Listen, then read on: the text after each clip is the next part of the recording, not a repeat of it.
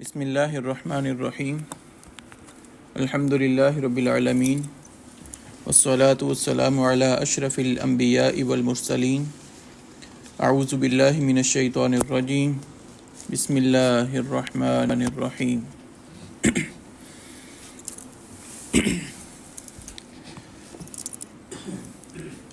Page number 115 ہے، آیت number 116 سورۃ النساء۔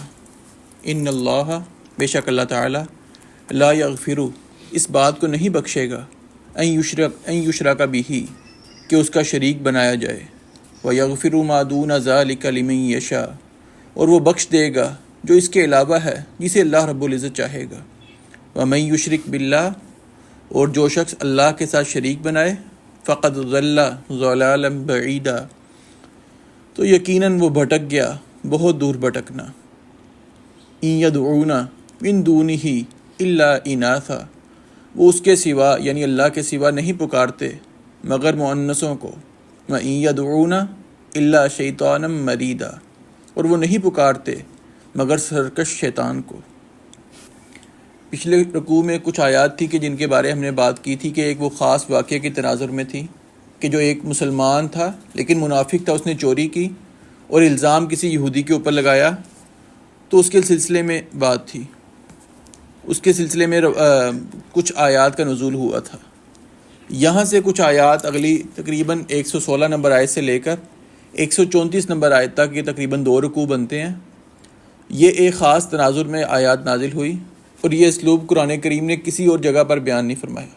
یہاں پر اللہ رب العزت نے پہلی مرتبہ یہ اسلوب اختیار کیا کہ بنی اسرائیل کو اور بنی اسماعیل کو، یعنی آپ صلی اللہ علیہ وسلم کی امت کو اور پرانی امتوں کو، دونوں کو اکٹھا ذکر کیا کہ اگر وہ گناہ کریں تو ان کو بھی اللہ رب العزت معاف نہیں کرے گا، ان کی بھی پکڑ ہوگی۔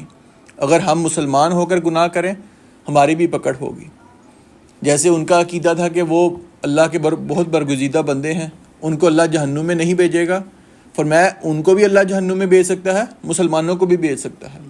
اور یہاں پر دین حنیف کے بارے ابراہیم علیہ السلام کا جو عقیدہ تھا، ان کے جو نظریات تھے، اس کے متعلق یہاں پر بحث کی گئی کہ ان کا نظریہ کیا تھا، اس کو بھی تفصیل سے اللہ رب العزت نے بیان کیا۔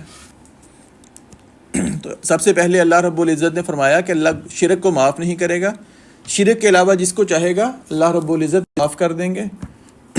یعنی شرک 2-3 طریقوں سے ہو سکتا ہے۔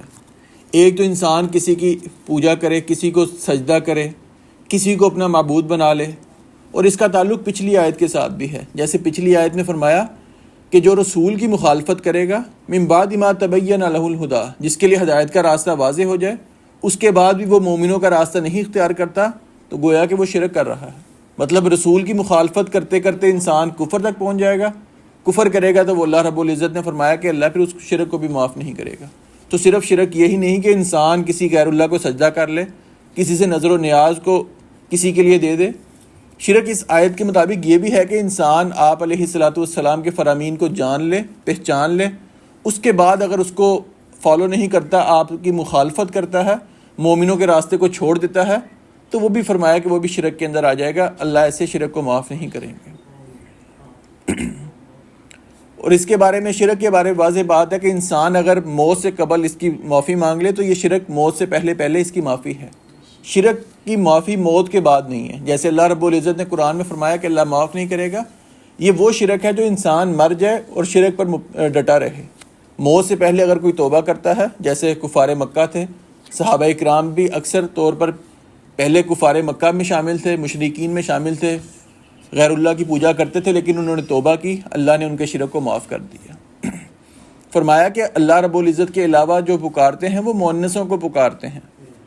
مؤنث کا ذکر اس لیے کیا کہ جو لات، منات، عزا، یہ جو نائلہ، یہ بتوں کے نام تھے، یہ سارے مؤنث تھے، اور ان کا مشرکین مکہ کا یہ بھی کہنا تھا کہ فرشتے جو ہیں اللہ کی بیٹیاں ہیں۔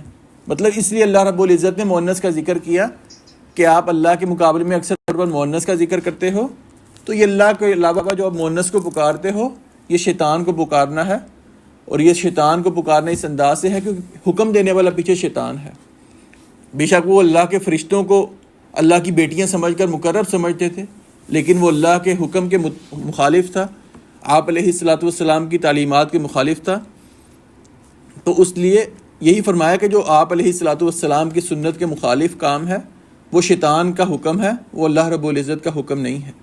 لعنہ اللہ، جس پر اللہ رب العزت نے لعنت کی، وقال، اور جس نے کہا، یعنی شیطان پر اللہ نے لعنت کی اور شیطان نے کہا، لأتخذن من عبادک نصیبا مفروضا، میں ہر صورت آپ تیرے بندوں سے ایک حصہ مقرر کر کے لے جاؤں گا۔ یعنی شیطان نے جب اللہ رب العزت نے اس کو دھتکار دیا تو اس نے بھی اللہ رب العزت کے سامنے یہ دعویٰ کیا، یہ چیلنج کیا کہ میں آپ کے بندوں میں سے ضرور بر ضرور لوگوں کو گمراہ کروں گا۔ اور آگے اس کا چیلنج مزید اللہ رب العزت نے ذکر کیا، وَلَأُضِلَّنَّهُمْ، میں یقیناً ضرور بر ضرور انہیں گمراہ کروں گا، وَلَأُمَنِّيَنَّهُمْ، میں یقیناً ضرور بر ضرور آرزویں دلاؤں گا، یعنی امیدیں دلاؤں گا، وَلَآمُرَنَّهُمْ، میں ان کو ضرور بر ضرور حکم دوں گا، فَلَيُبَتِّكُنَّ آذَانَ الْأَنْعَامِ، کہ وہ ضرور چپاہوں یعنی جانوروں کے کان کاٹیں گے، وَلَآمُرَنَّهُمْ، اور یقیناً میں ضرور انہیں حکم دوں گا، فَلَيُغَيِّرُنَّ خَلْقَ اللَّهِ، کہ وہ اللہ رب العزت کی پیدا کی ہوئی صورت کی شکل تبدیل کر دیں گے۔ وَمَن يَتَّخِذِ الشَّيْطَانَ وَلِيًّا مِّن دُونِ اللَّهِ، اور جو کوئی شیطان کو اللہ کے سوا دوست بنائے، فَقَدْ خَسِرَ خُسْرَانًا مُبِينًا، تو یقیناً اس نے خسارہ اٹھایا، واضح خسارہ اٹھانا۔ یہ شیطان نے چیلنج کیا اللہ رب العزت کو۔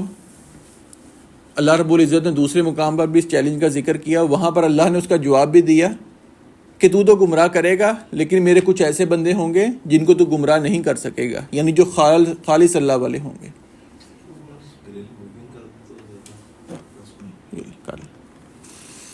کہ میں، اللہ رب العزت نے کہا کہ میں ان لوگوں کو گمراہ نہیں کروں گا جو میرے خالص بندے ہیں۔ اور پھر اللہ رب العزت نے یہ بھی فرمایا کہ جو ان کو تم گمراہ کرو گے، موت سے قبل اگر وہ توبہ کر لیں تو اللہ رب العزت نے فرمایا میں ان کے توبہ کے دروازے کھلے رکھوں گا۔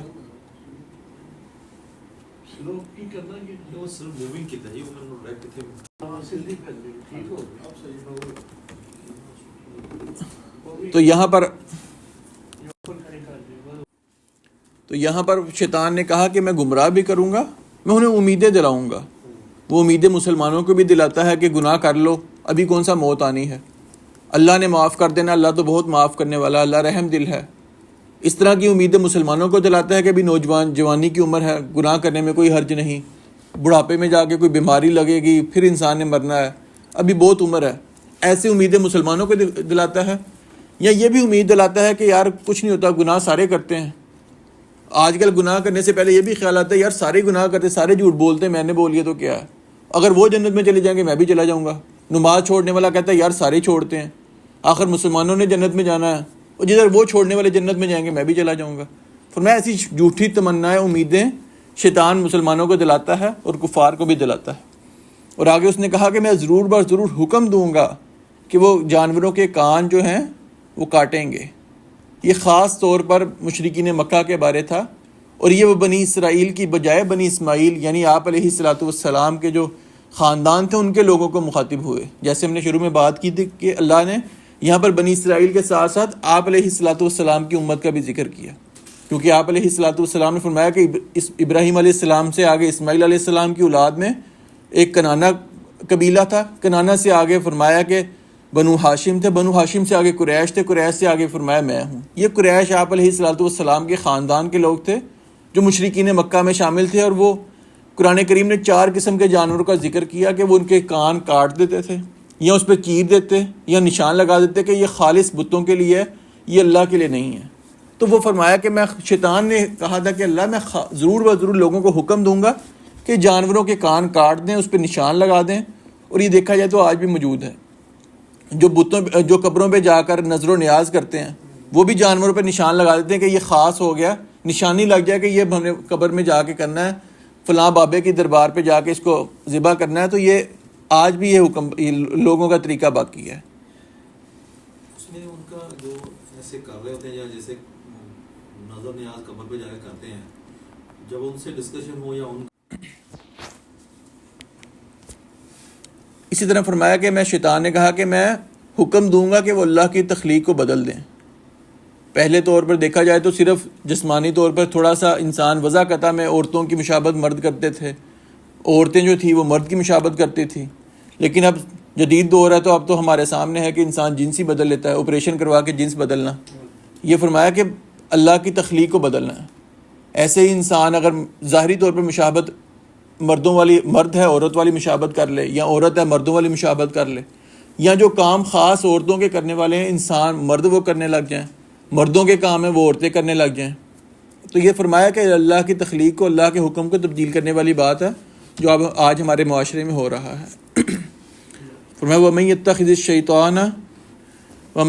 الشَّيْطَانَ وَلِيًّا مِّن دُونِ اللَّهِ، اور جو کوئی شیطان کو اللہ کے سوا دوست بنائے، فَقَدْ خَسِرَ خُسْرَانًا مُبِينًا، تو یقیناً اس نے خسارہ اٹھایا، واضح خسارہ اٹھانا۔ یعنی شیطان نے کہا کہ یہ کام میں کرنے کا حکم دوں گا، اللہ نے فرمایا جو شیطان کو دوست بنائے گا تو اس کا اپنا ہی نقصان ہے، ہمارا کچھ نہیں بگاڑنے والا۔ یعدہم ویمنیہم، وہ انہیں وعدہ دیتا ہے، یعنی شیطان وعدہ بھی دیتا ہے ان کو اور انہیں آرزویں دلاتا ہے۔ وما یعدہم الشیطان الا غرورا، اور شیطان انہیں دھوکے کے سوا کچھ وعدہ نہیں دیتا۔ یعنی وہی بات کہ شیطان کا وعدہ کرنا کہ کوئی مسئلہ نہیں، اللہ سے ڈرنے والی کوئی بات نہیں، اللہ تو رحم دل ہے، اللہ تو مسلمانوں کے ساتھ اچھا سلوک کریں گے، یا شیطان یہ کہے گا کہ اس کو برائٹ فیوچر نظر آئے گا کہ یار یہ کام میں کروں گا میرا مستقبل اچھا ہو جائے گا، شیطان اس کو آرزو دلائے گا۔ اور یہ غرورہ جو آیا، غرورہ کہتے ہیں کہ ایسی آرزو دلانا جس پہ کوئی اتھینٹک ہمارے پاس دلیل نہ ہو۔ مطلب میں باہر کہوں کہ اس ٹائم دن ہے، باہر کوئی دلیل بھی نہیں ہے، عقل بھی اس بات کو نہیں مانے کہ رات کا ٹائم ہے، میں باہر کہوں کہ دن ہے، تو یہ آرزو ہے، کوئی جھوٹی امید ہے، کوئی اس کے پیچھے دلیل نہیں ہے۔ تو شیطان کا جو آرزو دلانا ہے وہ ایسے ہی ہے کہ انسان کو نظر آ رہا ہے کہ یار یہ بات جھوٹی ہے کہ اگر میں یہ کروں گا تو مجھے فائدہ ہوگا، ہاں ظاہری طور پر فائدہ ہو بھی جائے گا، تو مستقبل میں یا ابدی طور پر اس سے کوئی فائدہ نہیں ہوگا۔ تو فرمایا شیطان جو وعدے کرتا ہے یا جو امیدیں دلاتا ہے وہ سوائے دھوکے کے کچھ نہیں ہے۔ اولئک مأواہم جہنم، یہ لوگ ہیں کہ جن کا ٹھکانہ جہنم ہے، ولا یجدون عنہا محیصا، اور وہ اس سے بھاگنے کی کوئی جگہ نہیں پائیں گے۔ یعنی جو لوگ شیطان کے حکم کی پیروی کریں گے، اس کے وعدوں کو مان لیں گے، سچا سمجھیں گے، اس کی آرزوؤں پر عمل کریں گے، تو ان کا ٹھکانہ جہنم ہے، وہ وہاں سے ہمیشہ جہنم میں رہیں گے، وہاں سے ان کے لیے بھاگنے کی کوئی جگہ نہیں پائیں گے۔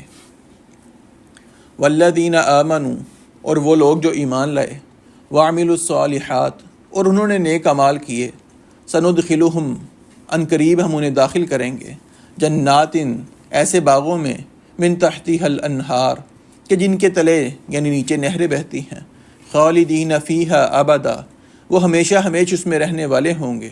وعد اللہ حقا، اللہ کا وعدہ سچا ہے۔ ومن اصدق من اللہ قیلا، اور اللہ سے زیادہ بات میں کون سچا ہے۔ پیچھے جہنم کا ذکر ہوا، شیطان کے وعدے کا ذکر ہوا، یہاں فرمایا جو لوگ نیک اعمال کریں گے، ایمان لائیں گے، اللہ ان کو جنت میں داخل کریں گے، باغات میں داخل کریں گے، اور اس کا نقشہ کھینچنے کے بعد فرمایا اللہ کا وعدہ سچا ہے۔ کون ہے جو اللہ رب العزت سے بات میں سچا ہو سکتا ہے؟ شیطان کا وعدہ فرمایا جھوٹا ہے، دھوکا ہے، اور اللہ کا وعدہ سچا ہے، اللہ سے بات میں کوئی سچا نہیں ہو سکتا۔ لیس بامانیکم، نہ تمہاری آرزوؤں پر موقوف ہے، ولا امانی اہل الکتاب، اور نہ اہل کتاب کی آرزوؤں پر۔ من یعمل سوءا یجز بہ، جو بھی کوئی برائی کرے گا اسے اس کی جزا دی جائے گی۔ ولا یجد لہ من دون اللہ ولیا ولا نصیرا، اور وہ اپنے لیے اللہ کے سوا نہ کوئی دوست پائے گا نہ کوئی مددگار۔ یہاں پر پھر اللہ رب العزت نے بنی اسماعیل کو اور بنی اسرائیل کو مخاطب کیا، یعنی پہلے آپ علیہ الصلاۃ والسلام کو مخاطب کر کے آپ کی امت کو مخاطب کیا کہ تمہاری آرزویں بھی کوئی فائدہ نہیں دے سکتی، نہ اہل کتاب کی، یہود و نصارہ کی، بنی اسرائیل کی آرزویں فائدہ دے سکتی ہیں۔ ان کی آرزویں اور ہماری آرزویں کیا تھی؟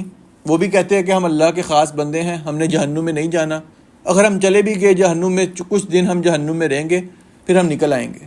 آج ہماری آرزو بھی یہ ہے کہ ہم تو آپ علیہ الصلاۃ والسلام کا کلمہ پڑھ لیا، آپ نے سفارش کرنی ہے، ہم نماز پڑھیں نہ پڑھیں، کوئی نیک عمل کریں نہ کریں، ہم تو آپ کی سفارش سے جنت میں چلے جائیں گے۔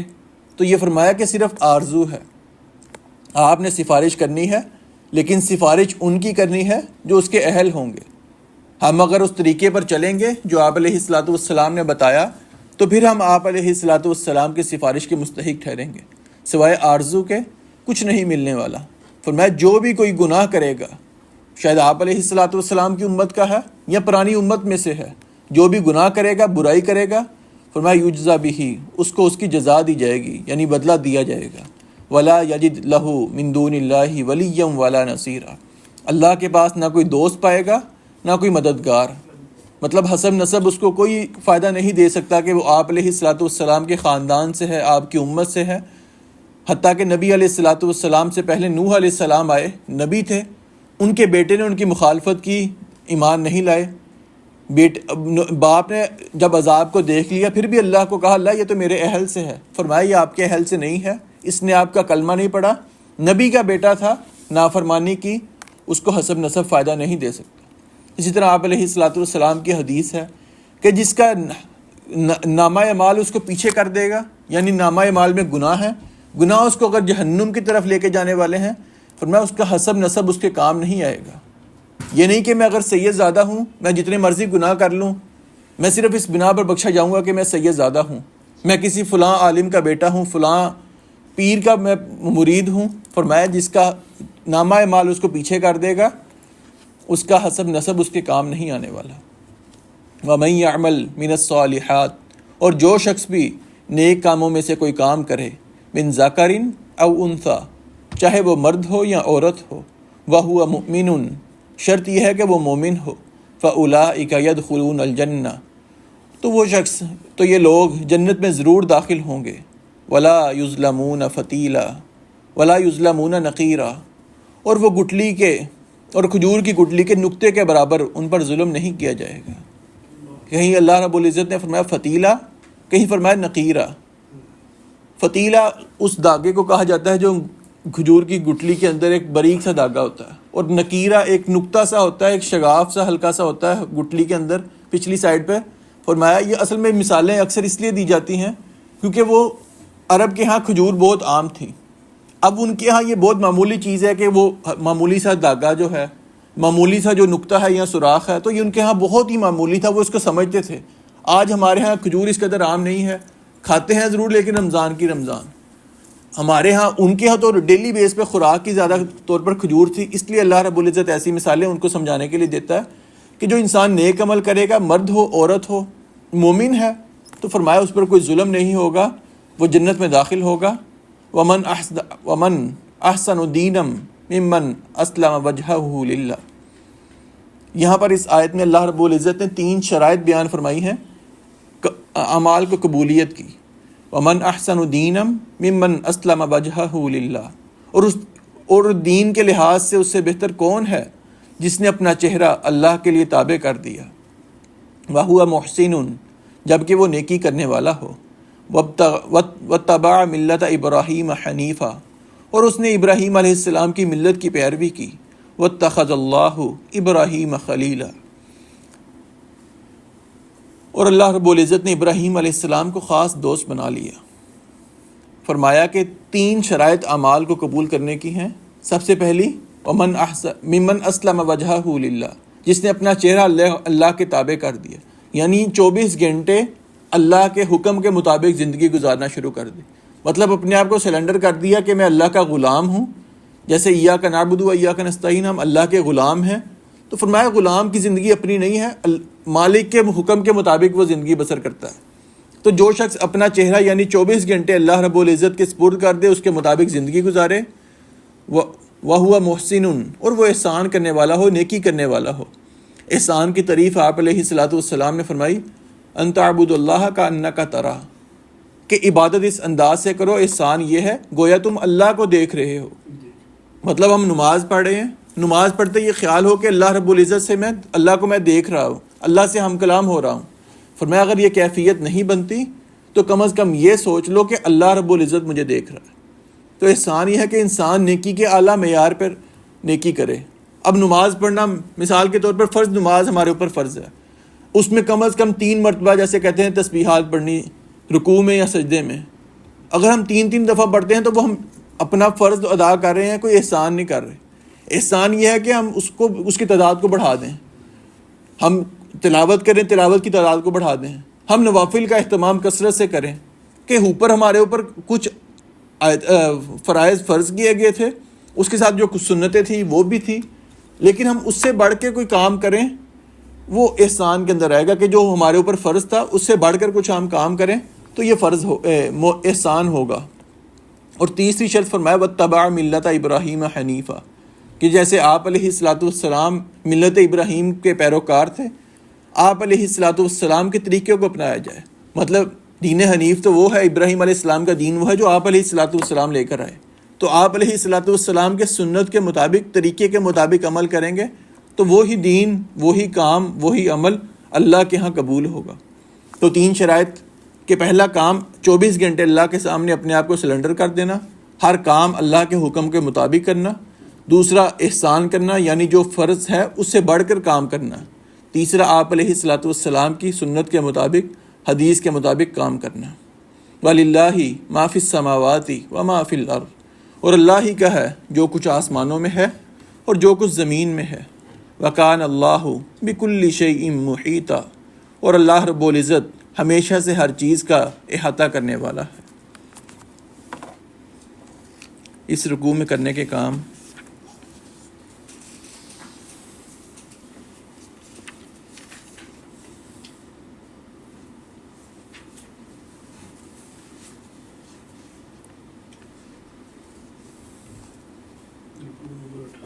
جی 18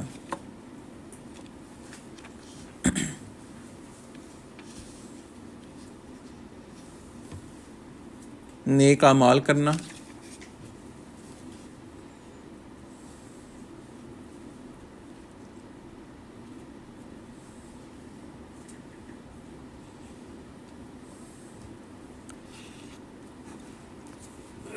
اس کے بعد 24 گھنٹے اپنے آپ کو اللہ کے سپرد کر دینا،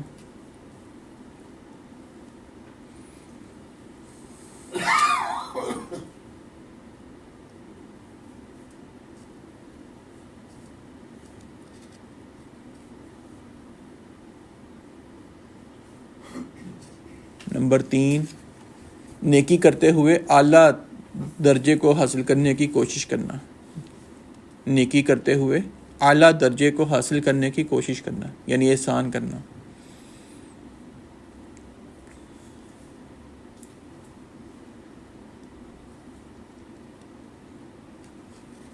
نمبر 4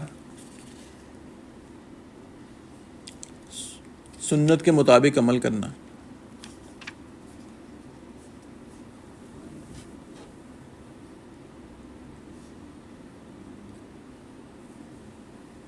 رکنے کے کام شرک کرنا،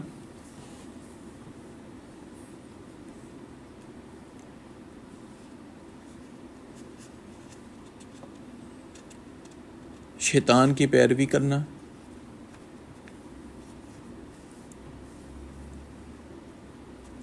پیروی کے اندر وہ ساری باتیں آ گئی کہ اس کی امیدوں کو، اس کے وعدوں پر ایمان لانا، یا جیسے اس نے کہا کہ میں اللہ کی تخلیق کو بدلوں گا، تو یہ ساری باتیں شیطان کی پیروی کے اندر آ گئی۔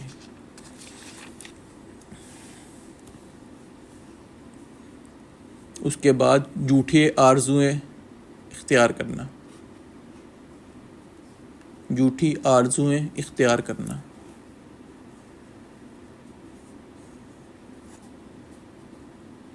جیسے ہم نے بات کی کہ ہماری آرزو ہے کہ ہم بس آپ علیہ الصلاۃ والسلام کا کلمہ پڑھ لیے، نماز پڑھیں نہ پڑھیں، ہم تو آپ کی سفارش کے مستحق ہیں، تو یہ جھوٹی صرف آرزو ہے، اس کی حقیقت کوئی نہیں ہے۔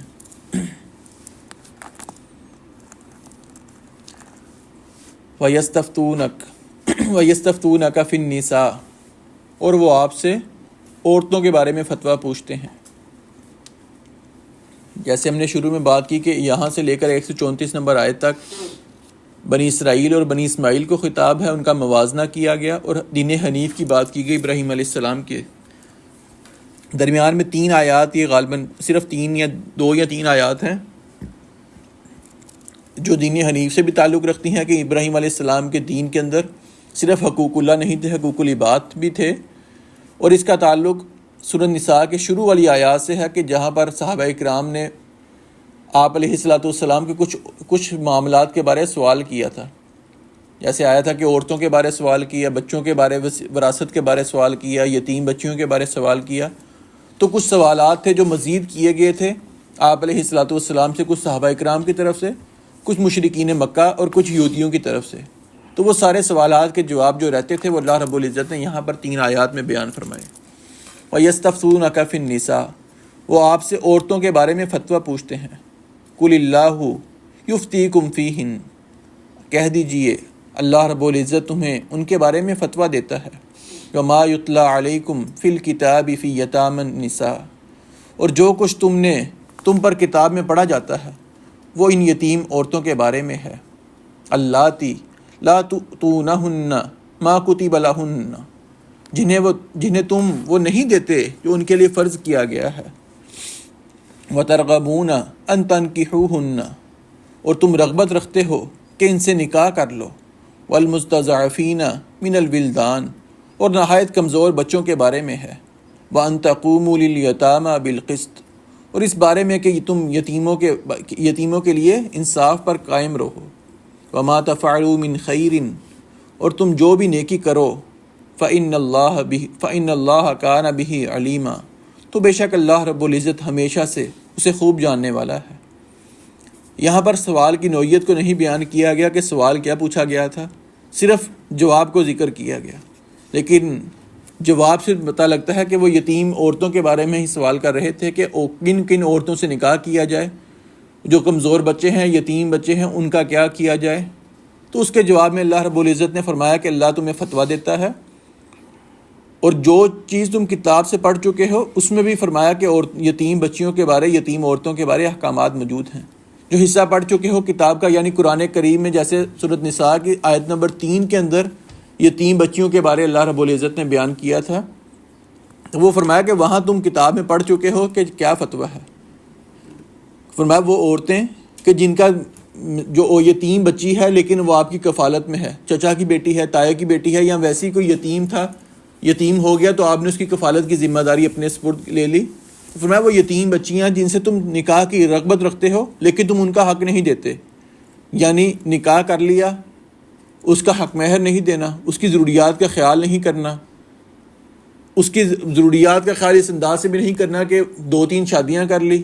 اب وہ جو یتیم بچی تھی اسے صرف نکاح اس لیے کہتا کہ اس کا مال میرے پاس رہے گا، میں مال باہر نہیں بھیجنا چاہتا، تو اپنے پاس مال رکھ لیا، اس کی ضروریات کا خیال نہیں کیا. تو فرمایا کہ جن سے تم رغبت رکھتے ہو نکاح کرنے کی لیکن تم ان کا حق نہیں دیتے. اور دوسرا مطلب یہ بھی نکلتا ہے کہ وہ یتیم بچیاں تم ان سے نکاح کر نہیں سکتے لیکن تم اس کا نکاح باہر بھی نہیں کرواتے. مطلب چچا کی بیٹی ہے تو تم نکاح اس کا باہر اس لیے نہیں کرتے کہ اگر میں نے اس سے نکاح اس لیے نہیں کرنا کہ یہ خوبصورت نہیں ہے، مطلب یہاں کوئی عیب اس کے اندر ہے، خود نکاح اس لیے نہیں کرنا، اور باہر نکاح اس لیے نہیں کروانا کہ اس کا جو مال ہے وہ تو باہر چلا جائے گا، اس کا مال اپنے پاس رکھنے کے لیے اس کا نکاح کرواتے بھی نہیں. تو فرمایا کہ ایسے نہیں کرنا، اس معاملے میں انصاف سے کام لینا ہے. اور یتیم کمزور بچوں کے بارے اس لیے فرمایا کہ اس وقت کا رواج تھا مشرکین مکہ کا اور پہلے کا کہ وراثت صرف بڑے بچے کو یا جو طاقتور ہوتا اس بچے کو دی جاتی، باقی کمزور بچے جو چھوٹے بچے تھے ان کو وراثت سے محروم رکھا جاتا. تو اللہ رب العزت نے فرمایا کہ ان کے معاملے میں انصاف کرنا ہے. اور یہ دیکھا جائے تو قسط کا مطلب ہم اردو میں انصاف کرتے ہیں، عربی لحاظ سے قسط کا مطلب انصاف نہیں ہے. انصاف اگر عربی کے لحاظ سے دیکھا جائے تو انصاف اس چیز کو کہیں گے کہ 100 روپیہ ہے، ایک کے 90 روپے بنتے ہیں، ایک کے 10 روپے بنتے ہیں. ہم عدالت میں جاتے ہیں یا ہم کہتے ہیں 50 اس کو دے دو، 50 اس کو دے دو، مطلب ہاف ہاف کر دیں گے، تو وہ عربی کے لحاظ سے انصاف ہے. دین کا تقاضا انصاف کا نہیں ہے، دین کا تقاضا عدل کا ہے. مطلب انصاف یہ کیا کہ ایک کا 90 روپے تھا، ایک کا 10 روپے تھا، جھگڑا ہوا، جھگڑے کو ختم کرنے کے لیے آدھا آدھا کر دیا، کوئی چیز آدھی اس کو دے دی، آدھی اس کو دے دی، حالانکہ 90% اس کی تھی، 10% اس کی تھی. یہ انصاف ہوا، یہ عدل نہیں ہوا. عدل یہ ہے کہ جس کا جتنا حق بنتا ہے اس کو دیا جائے. دین اسلام جو قسط کا لفظ استعمال کرتا ہے وہ عدل کے معنی میں ہے، لیکن اردو میں ہم عدل کی جگہ عدل و انصاف اکٹھا استعمال کرتے ہیں، تو جو ہم انصاف استعمال کرتے ہیں وہ عدل کے معنی میں ہے کہ جس کا جتنا حق بنتا ہے اس کو دینا. فرمایا کہ یتیموں کے بارے میں عدل سے کام لینا ہے. جو جس کا زیادہ بنتا ہے، یتیموں کا سارا مال بنتا ہے سارا دے دو، تھوڑا بنتا ہے جتنا ان کا عدل کے ساتھ معاملہ ہوگا وہ انصاف کے ساتھ معاملہ تم نے کرنا ہے۔ وما تفعلوا من خیر، اور تم جو بھی نیکی کرو گے جان لو کہ اللہ رب العزت خوب جاننے والا ہے۔ وَإِنِ امْرَأَةٌ، اور اگر کوئی عورت خافت من بعلها نشوزا، اپنے خاوند سے کسی قسم کی زیادتی او اعراضا یا بے رخی سے ڈرتی ہو، فلا جناح علیہما ان یصلح بینہما صلحا، تو دونوں پر کوئی گناہ نہیں کہ آپس میں کسی طرح کی صلح کر لیں۔ والصلح خیر، اور صلح بہتر ہے۔ وَأُحْضِرَتِ الْأَنفُسُ الشُّحَّ، اور تمام طبیعتوں میں ہر حرص کو حاضر رکھی گئی ہے، یعنی لالچ طمع ہر طبیعت کے اندر رکھا گیا ہے۔ وَإِن تُحْسِنُوا وَتَتَّقُوا، اور اگر تم نیکی کرو اور ڈرتے رہو، فَإِنَّ اللَّهَ كَانَ بِمَا تَعْمَلُونَ خَبِيرًا، تو بے شک اللہ تعالیٰ اس سے جو تم کرتے ہو ہمیشہ سے پورا باخبر ہے۔ یہ بھی وہ ایک سوال کیا گیا تھا، اس آیت نمبر سورت غالباً سورت نساء کی 10 اور 11 میں تھا۔ اللہ رب العزت نے طریقہ بیان فرمایا کہ اگر خامند کو ڈر ہو کہ بیوی بغاوت کرے، بیوی اس کی نافرمان ہے، تو پھر اس کے احکامات بیان کیے گئے تھے کہ 3 طریقے ہیں بیوی کو سمجھانے کے۔ پہلا یہ ہے کہ اس کو اب انسان خود سمجھائے، بڑے بیٹھ کر اس کو سمجھائیں، نہیں سمجھتی اس کا بستر الگ کر دیا جائے، پھر نہیں سمجھتی فرمایا اس کو ہلکا پھلکا مار سکتے ہو۔ یہ فرمایا کہ اگر بیوی باغی بن جائے، بغاوت کرے، شوہر کی نافرمان ہو، یہاں پر سوال یہ کیا گیا ہوگا غالباً کہ اگر جو خامند ہے وہ بیوی کی نافرمانی کرے، مطلب نافرمانی مطلب کہ اس کے حقوق کا خیال نہ کرے، اس کے ساتھ ظلم و زیادتی کرے، تو پھر اس کا کیا معاملہ ہوگا؟ تو فرمایا کہ اگر عورت کو یہ ڈر ہے کہ وہ خامند زیادتی کرے گا یا بے رغبتی کرے گا، زیادتی یہ ہے کہ اس کے حقوق ادا نہیں کرتا، بے رغبتی یہ ہے کہ اس نے دو یا زیادہ شادیاں کر لی ہیں، اب وہ پہلی بیوی سے بے رغبت ہو گیا، اس کے پاس جاتا نہیں، اس کو ٹائم نہیں دیتا، تو فرمایا دونوں طریقوں میں کوئی گناہ اس بات پر نہیں کہ وہ آپس میں صلح کر لیں، کوئی رضامندی سے افہام و تفہیم سے کوئی فیصلہ کر لیں۔ اس کی مثال ہمیں یہ بھی ملتی ہے کہ سیدہ سودا رضی اللہ عنہا جو امہات المؤمنین تھی، آپ علیہ الصلوۃ والسلام کی زوجہ تھی، لیکن آپ عمر میں کافی بڑی تھی، آپ علیہ الصلوۃ والسلام کے نکاح میں تھی۔ آپ کا معمول تھا کہ آپ روزانہ ایک عورت کے گھر، ایک بیوی کے گھر رات رہا کرتے، اور عصر کے بعد سب گھروں میں چکر لگایا کرتے، ضروریات کے لیے کوئی کام ہے کرتے۔ لیکن سیدہ سودا رضی اللہ عنہا کی عمر زیادہ ہو چکی تھی، ان کو لگنے لگا کہ شاید آپ علیہ الصلوۃ والسلام مجھے طلاق نہ دے دیں، حالانکہ ایسا ممکن نہیں تھا کہ آپ کرتے، لیکن ان کو ڈر لگا کہ شاید آپ میرے حقوق سے دستبردار ہو کر مجھے طلاق دے دیں گے۔ تو انہوں نے آپس میں یہ آپ علیہ الصلوۃ والسلام سے اس آیت کے تناظر میں یہ بات کی کہ جو میرے حقوق ہیں آپ ان سے دستبردار ہیں، جو رات میری باری بنتی ہے وہ اس رات کو بھی آپ میرے پاس نہ آئیں، آپ سیدہ عائشہ کو وہ میری باری دے دیں، بس آپ مجھے اپنے نکاح میں رکھیں تاکہ جو میرا شرف ہے، جو میری فضیلت ہے کہ میں مومنوں کی ماں ہوں، میری وہ فضیلت باقی رہے۔ فرمایا ایسا کرنے میں کوئی گناہ نہیں۔ آپ علیہ الصلوۃ والسلام نے ان کی اس بات کو قبول کیا، وہ آپ کے نکاح میں باقی رہی، آپ نے ان کی ضروریات کا خیال رکھا، خرچہ آپ دیتے تھے، لیکن بس جو ان کی رات کی باری تھی وہ آپ علیہ الصلوۃ والسلام نے ان کے مشورے سے سیدہ عائشہ کو دے دی۔ فرمایا بس صلح و خیر، میاں بیوی کا آپس میں ایسا معاملہ ہو افہام و تفہیم کے اندر، فرمایا صلح کا طریقہ جو ہے وہ زیادہ بہتر ہے۔ وَحُضِرَتِ الْأَنفُسُ الشُّحَّ، فرمایا کہ ہر طبیعت کے اندر حرص، لالچ ہے کہ جب فیصلہ کرنا ہے، افہام و تفہیم کرنی ہے، مرد سوچے گا میری بات مانی جائے، میری بات جو ہے وہی صحیح ہونی چاہیے، عورت سوچے کہ میری بات صحیح ہونی چاہیے۔ فرمایا وَإِن تُحْسِنُوا وَتَتَّقُوا، کوئی احسان کر دے، کوئی نیکی کر لے، اللہ سے ڈرتے ہوئے اپنے حقوق سے دستبردار ہو جائے، فرمایا اللہ رب العزت ہر بات سے باخبر ہے، اللہ رب العزت یہ بات نوٹ کرنے والے ہیں۔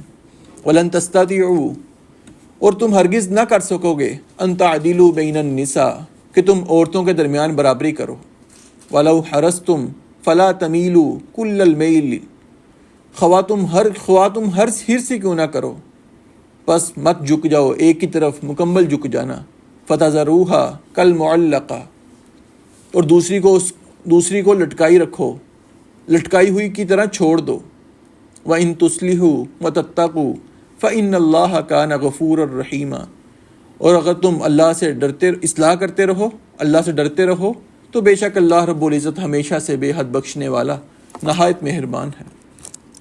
فرمایا کہ یہ ممکن نہیں کہ انسان کی اگر 2 یا زائد بیویاں ہوں 100% انصاف یا عدل کر رہے، فرمایا یہ ممکن نہیں. انسان اگر کوشش بھی کر لے, لالچ بھی کر لے, تو ایسا ممکن نہیں, کیونکہ دونوں کی عمر کے اندر, دونوں کے اخلاق کے اندر, دونوں کے حسن و جمال کے اندر, بات کرنے کے انداز میں فرق ہوگا. انسان کسی ایک کی طرف مائل ہو سکتا ہے. فرمایا اس بات پر تمہارا محاسبہ نہیں ہوگا. اصل منع اس بات سے کیا گیا کہ انسان ایک کے بالکل حقوق چھوڑ دے, اس کی ضروریات کو بھی چھوڑ دے. ایسا کام جائز نہیں ہے. آپ علیہ الصلوۃ والسلام نے بھی فرمایا کہ جو میں ظاہری انصاف کرتا ہوں وہ ضروریات کے لحاظ سے ہے, کیونکہ سیدہ عائشہ رضی اللہ عنہا واحد بیوی تھی جو آپ کی کنواری تھی. باقی تمام جو آپ کی ازواج تھی, یا وہ مطلقہ تھی, کسی نے طلاق دی تھی, یا ان کا خاوند فوت ہو چکا تھا, بیوہ تھی, آپ نے ان سے نکاح کیا. تو آپ نے فرمایا کہ دلی طور پر میرا میلان سیدہ عائشہ کی طرف ہے, اور اللہ سے آپ دعا کرتے تھے کہ اللہ اس بات پر مجھے پکڑنا نہیں, کیونکہ یہ میرے دل کا معاملہ ہے, اس پر میرا اختیار نہیں ہے. فرمایا باقی ضروریات ہیں, مالی معاملات ہیں, باریاں لگانے کا معاملہ ہے, فرمایا اس میں انصاف کرتا ہوں, اس معاملے میں تم نے انصاف کرنا ہے. یہی فرمایا کہ انسان کے پاس یہ طاقت نہیں, اگر 2 یا زائد بیویاں ہوں تو 100% انصاف کرے, ایک طرح کا اس کا دل کا میلان بھی ایک جیسا ہو جائے. فرمایا یہ ممکن نہیں. اللہ نے بس اس بات سے منع کیا ہے کہ ان کے حقوق سے دستبردار نہیں ہونا. وَإِن يَتَفَرَّقَا يُغْنِ اللَّهُ كُلًّا مِّن سَعَتِهِ, اور اگر وہ دونوں ایک دوسرے سے جدا ہو جائیں تو اللہ رب العزت ہر ایک کو اپنی وسعت سے غنی کر دے گا.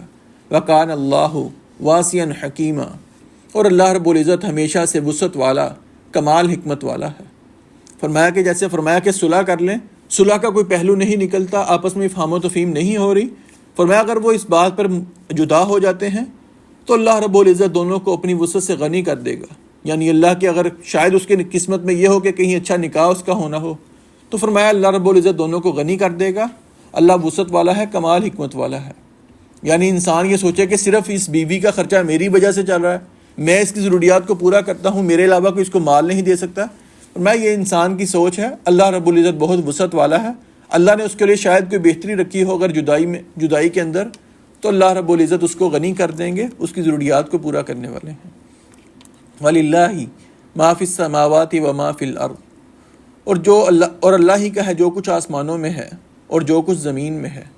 وَلَقَدْ وَصَّيْنَا الَّذِينَ أُوتُوا الْكِتَابَ مِن قَبْلِكُمْ, اور بلا شبہ یقیناً ہم نے ان لوگوں کو جنہیں تم سے پہلے کتاب دی گئی, وَإِيَّاكُمْ, اور تمہیں بھی تاکیدی حکم دیا, أَنِ اتَّقُوا اللَّهَ, کہ تم اللہ سے ڈرو. وَإِن تَكْفُرُوا, اور اگر تم کفر کرو گے, فَإِنَّ لِلَّهِ مَا فِي السَّمَاوَاتِ وَمَا فِي الْأَرْضِ, تو بے شک اللہ ہی کا ہے جو کچھ آسمانوں میں ہے, جو کچھ زمین میں ہے. وَكَانَ اللَّهُ غَنِيًّا حَمِيدًا, اور اللہ رب العزت ہر طرح سے بے پرواہ, ہر تعریف کا حقدار ہے. اس آیت میں اللہ رب العزت نے 3 دفعہ فرمایا کہ اللہ ہی کا ہے جو کچھ آسمانوں میں ہے, جو کچھ زمین میں ہے. تو شاہ عبد القادر رحمہ اللہ فرماتے ہیں کہ پہلی مرتبہ اللہ رب العزت نے رزق کے بارے میں فرمایا کہ جیسے اوپر آیا کہ اللہ غنی ہے, اگر جدائی ہو جاتی ہے تو اللہ ان کو غنی کر دے گا, اللہ وسعت والے ہیں. تو پہلے دفعہ اللہ نے اس کے سلسلے میں فرمایا کہ رزق کے معاملے میں اللہ رب العزت غنی ہیں, کھلا رزق دینے والے ہیں. دوسری دفعہ فرمایا کہ اگر انسان کفر کرے گا, جیسے فرمایا وَإِن تَكْفُرُوا, اگر تم کفر کرو گے تو اللہ رب العزت بے نیاز ہے, اللہ کو کوئی پرواہ نہیں کہ کوئی اللہ کے ساتھ کفر کرے یا اللہ کی بندگی کرے. اور تیسری مرتبہ فرمایا کہ اگر تم تقوی اختیار کرو گے تو اللہ رب العزت اکیلا ہی کارساز, تمہاری مدد کرنے والا, تمہارے لیے کافی ہونے والا ہے. اِن یشاء یذھبکم ایھا الناس, اگر وہ چاہے تو تمہیں لے جائے اے لوگو, وَیَأْتِ بِآخَرِین, اور کچھ دوسرے لوگوں کو لے آئے.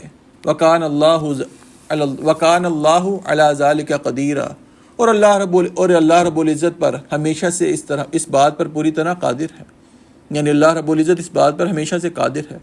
یعنی اگر انسان تقوی اختیار نہ کرے, اللہ کو بھول جائے, تو اللہ رب العزت کے ہاں کوئی مشکل نہیں کہ اللہ سب کو ختم کر دے, اور اللہ رب العزت ہمارے لوگوں کی جگہ کوئی اور لوگ لے آئے. جیسا کہ اللہ رب العزت نے دوسرے مقام پر فرمایا کہ اگر تم پھر جاؤ, وہ تمہاری جگہ تمہارے سوا کچھ اور لوگ پیدا کرے گا, وہ جو تمہاری طرح کے نہیں ہوں گے. اور آپ علیہ الصلوۃ والسلام نے اس کی وضاحت میں یہ بھی فرمایا کہ اگر انسان استغفار نہ کرے, گناہ ہی نہ کرے, استغفار نہ کرے, تو فرمایا اللہ رب العزت تم لوگوں کو ختم کر دے گا, ایسے لوگوں کو پیدا کرے گا جو گناہ کریں گے, گناہ کر کے استغفار کریں گے. مطلب گناہ ہو جانا کوئی بڑی بات نہیں, گناہ کے بعد اللہ سے معافی مانگنا اصل کام ہے. فرمایا کہ انسان سے گناہ تو ہوں گے, لیکن اگر انسان گناہ کرنے کے بعد استغفار نہیں کرتا، اللہ سے گناہوں کی معافی نہیں مانگتا، اللہ کو معافی مانگنا اتنا پسند ہے کہ اللہ اس مخلوق کو ختم کر دیں گے، ایسی مخلوق پیدا کریں گے جو گناہ کرے گی لیکن گناہ کے بعد استغفار کرے گی۔ یہاں فرمایا کہ اگر انسان تقوی اختیار نہیں کرتا، اللہ کو بھول جاتا ہے، تو اللہ ختم کر کے کوئی اور لوگ پیدا کرے گا۔ من کان یرید ثواب الدنیا فعند اللہ ثواب الدنیا والآخرہ، جو شخص دنیا کا بدلہ چاہتا ہے تو اللہ رب العزت ہی کے پاس دنیا اور آخرت کا بدلہ ہے۔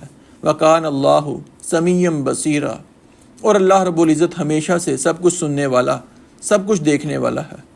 یعنی انسان کی نیت ہے، انسان کا عمل ہے، انسان اگر دنیا کے لیے کام کرے گا تو اللہ اس کو دنیا میں دے دیں گے، انسان اگر آخرت کے لیے کام کرے گا اللہ اس کو آخرت میں دے دیں گے۔ جیسے کفار مکہ ہیں یا آج کل کے جو مشرک ہیں، کلمہ گو نہیں ہیں، وہ بھی نیک اعمال کرتے ہیں، چیریٹی بہت کرتے ہیں، لیکن اس کا بدلہ صرف ان کو دنیا میں ملتا ہے، آخرت میں کوئی ان کے لیے حصہ نہیں، کیونکہ وہ آپ علیہ الصلوۃ والسلام کی ذات پر ایمان نہیں لائے۔ دنیا میں اللہ ان کو رزق میں کشادگی دے دیتا ہے، اللہ ان کو مال کے اندر کشادگی ملتی ہے، اولاد کے اندر کشادگی ملتی ہے، سکون مل جاتا ہے، پریشانیاں نہیں ہوتی، بیماریاں نہیں ملتی۔ اللہ اس کا بدلہ دنیا میں دیتے ہیں، آخرت میں بدلہ نہیں دیتے۔ اور اگر وہ ایمان لے ہیں یا ہم جو نیک اعمال کرتے ہیں، اللہ دنیا میں بھی بدلہ دیتے ہیں، اللہ رب العزت آخرت میں بھی بدلہ دیتے ہیں۔ اس رکوع میں کرنے کے کام،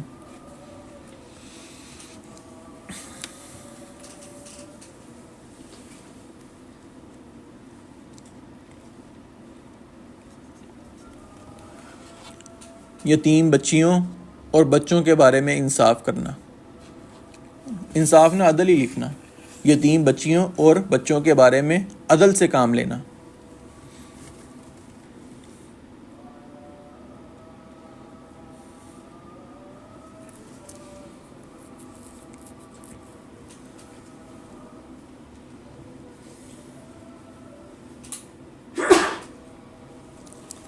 تقوی اختیار کرنا،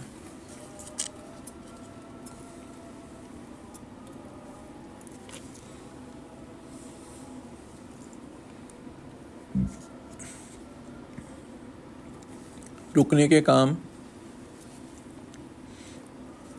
ناانصافی کرنا،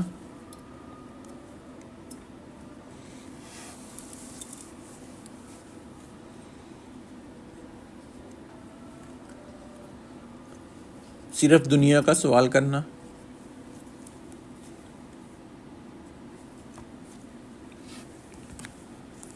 بس دو ہی ہیں۔ سبحانک اللہم و بحمدک، نشہد ان لا الہ الا انت، نستغفرک و نتوب الیک۔